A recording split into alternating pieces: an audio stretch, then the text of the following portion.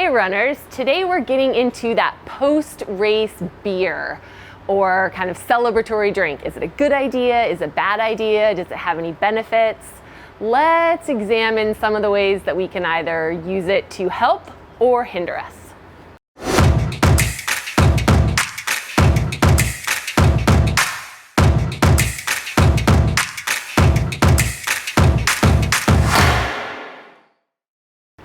If you exercise, chances are that you drink.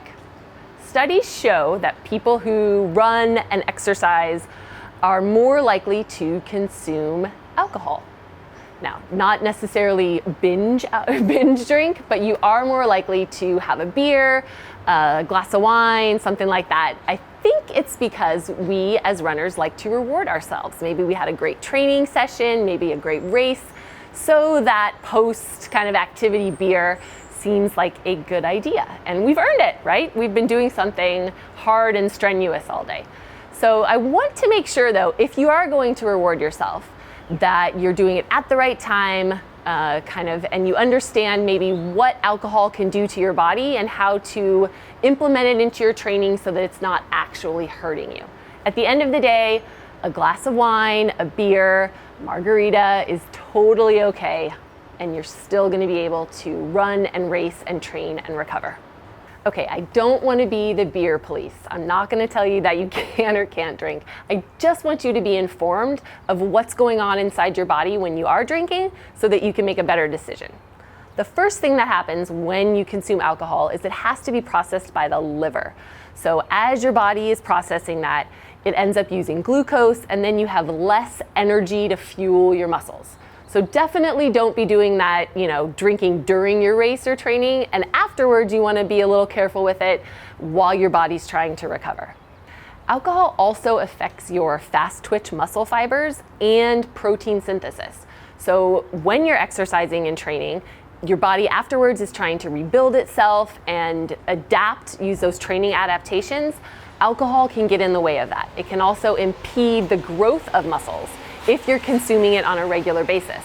So if you're working really hard to get faster or stronger in the gym, you want to make sure and pay attention to when and how much alcohol you're consuming. Another thing that alcohol can kind of interrupt in your training is how you recover from injuries. So alcohol is a vasodilator, meaning that it increases blood flow, which in some cases might be good, but in some cases might be bad. So it might increase swelling. It also might kind of numb you to some of the pain that you might be feeling, and therefore encourage you to go out and train more or to ignore a potential injury that might be coming up. So just be aware when you're consuming alcohol of what other things are going on so that you're not adding insult to injury and encouraging or increasing your chance of getting injured. And then the last thing that alcohol can affect is your sleep. And as you've seen in some of our other videos, sleep is really important for athletes in terms of muscle repair and growth. And while a lot of times we think that alcohol will make us sleepy, it interrupts our deep sleep. So you want to take that into account as well when you're drinking.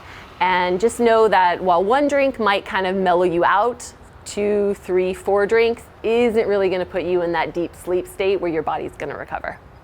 All right, so the last thing I want to be sure to cover as your nutritionist is how you're using alcohol in terms of recovery.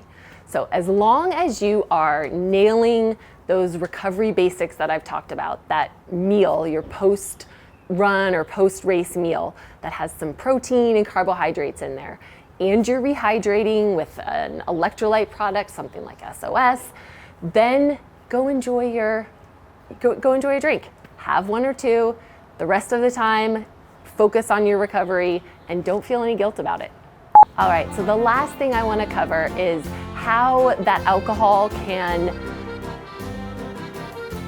we're going to look at, is it a good idea, a bad idea, and kind of how to strategize the best way to use that alcohol.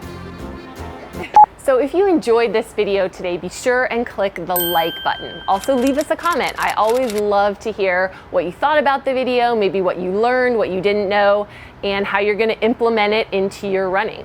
Subscribe to our channel. Don't go another day without getting the daily, weekly updates from the Run Experience, all the videos, all the nutrition content, strength, injury prevention. It's all right there for you. All right, see you next time.